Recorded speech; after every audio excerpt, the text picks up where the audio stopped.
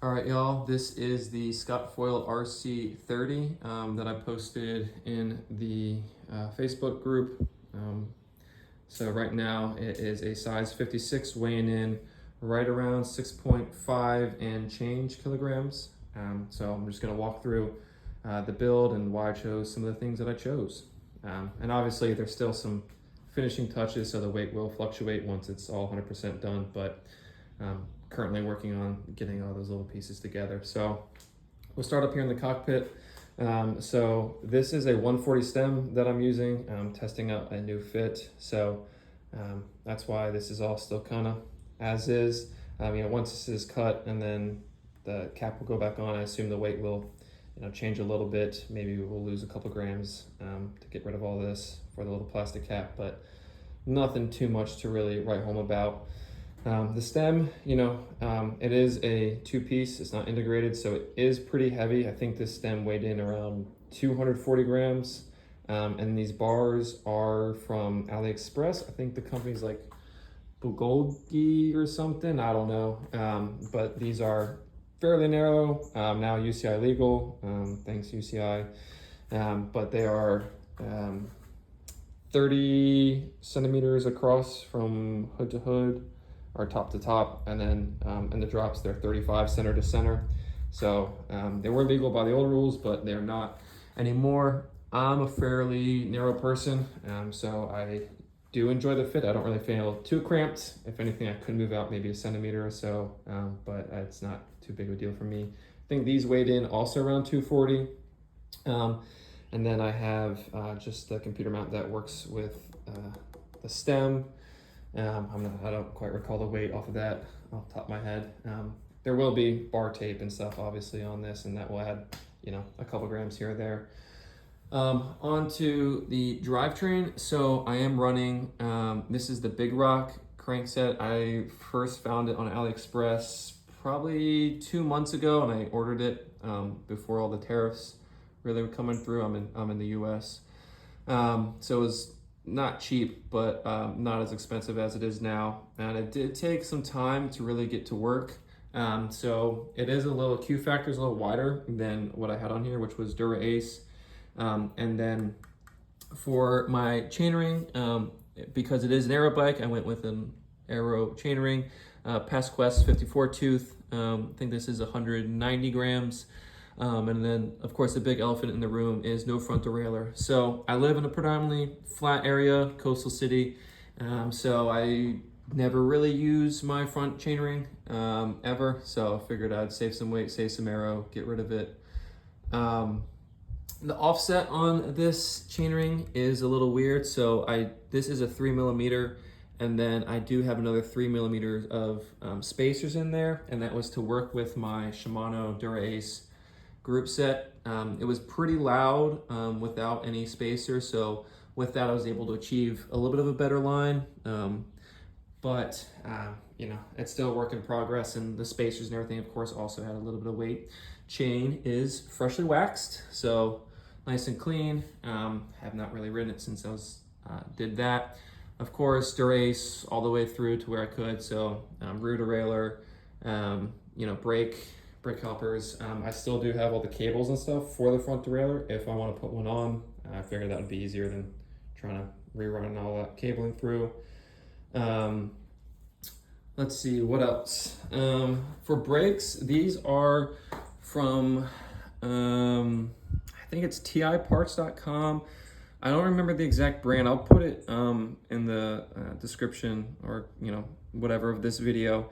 But these were the lightest I could find, so that weren't completely dangerous. They are fairly new. I did order these back in March, and they just arrived, I think, like 2 weeks ago. I think I was probably one of the first orders to go out.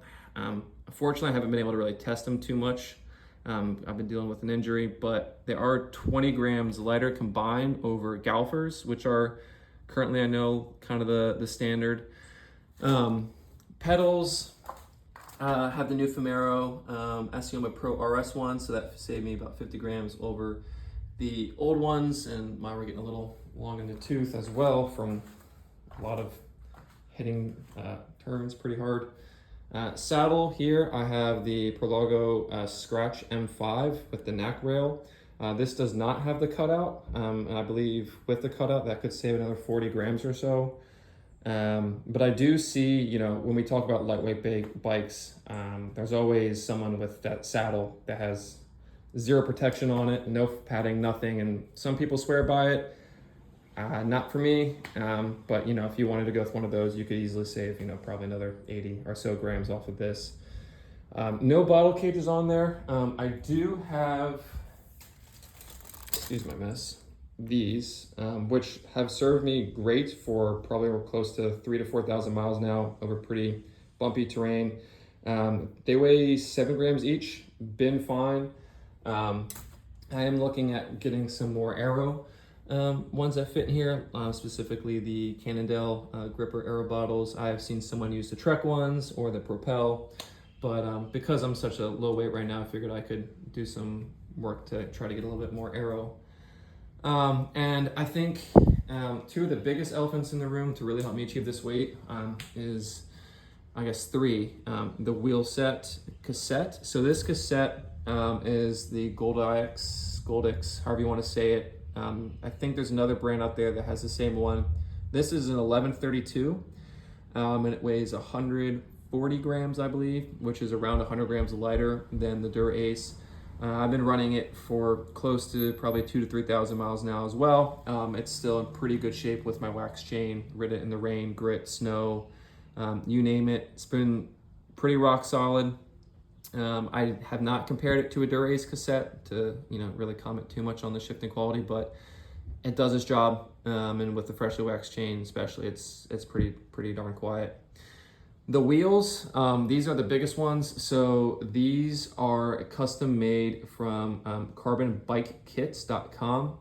I ordered these also right before when kind of the tariffs hit the fan. So hopefully those things will settle down a little bit, but they were $1,000 all in all together. And they're 60 millimeters deep with, I believe, 4.6 or 5 millimeter carbon spokes, somewhere around there. There's 24 and 24 front hub and rear. They are titanium nippled to help reduce weight. So each one of these spokes is only 2.6 grams. With that, I have a 60 millimeter deep wheel. Internally 24, external I believe is 31. And so pretty nice specs, I'd say, for these wheels, and the weight for them is 1,240 grams for the set. So extremely light. I'm pretty sure that's lighter than the Capital or the Synchros, like high-end ones. Can't remember the name off the top of my head. I wish they had a 18 spoke version or a 21 or 16, just to help with aerodynamics more than the weight of them, because I know with the carbon spokes as well, it's a little bit stiffer. Haven't been able to really test these wheels too much, but I'm excited as they look very nice, and I got them with the paintless finish, so it's a little more raw carbony. I also did end up getting the carbon quick releases for this bike through Carbon Bike Kits as well. They do sit a little recessed in the frame, which I'm not sure I like the look of, but they, you know, 20 grams or whatnot. I might end up putting the other ones back in just to try to keep that flush. And another big weight saver was the seat post. So this is the Helix, I believe is the brand, seat post. That saved me around 150 grams of weight. Frankly, I haven't really noticed too much of a difference versus the Comfort seat post. Maybe at slower speeds, when the road isn't really nice, you feel a little bit more of the buzz, but in anything that's kind of rougher or I don't want to say aggressive roading, but you know, where it's a little, you know, you wish maybe you ran a 5 PSI lower, I don't notice too much of a difference in those big bumps. A big bump is still a big bump, but there is just maybe a tad bit more road buzz with this seat post, but not enough to make me want to go back. Even looking past the weight savings, this clamp design, I know some people say they hate it. I like it so much more than the Synchros. If anyone has actually tried to adjust the tilt of their saddle on their foil, you know that trying to get those like connectors that hold it in loose. I actually have it over here. These guys loose because they just sit into this post, and you have to like put an Allen key into this hole and basically bang it loose. And if you haven't done it in a long time, it's basically impossible. And then trying to get the two rails equal and have it all settled in, it's a real pain in the ass, and it takes such a long time. This system's pretty nice. If you had a hole in your seat, it'd be a lot easier, but essentially you just tighten or loosen this bolt here, and that'll adjust your tilt alongside with this one, which actually clamps the saddle down. So pretty nice system, good weight savings, comfort is, you know, it's fine. It does its job. Yeah, I think that's probably it as far as the build goes. You know, right now there are, you know, I don't have tubes in here or any sealant, so the weight will go up a little bit with that. You know, if people run TPU tubes or latex, or some people run a lot of sealant, others run bare minimum. This will be my race setup, so I will put just a little bit of tubeless sealant in these. Oh, and these are the Race Day 27s. They fit pretty neatly right on these 31s, I think, blown up. So I haven't ridden these too much, so they might balloon out a little bit, but I think it's a great edge. Yeah, that's that. And I guess I can do a free hub check for you guys. Let's see, does that work?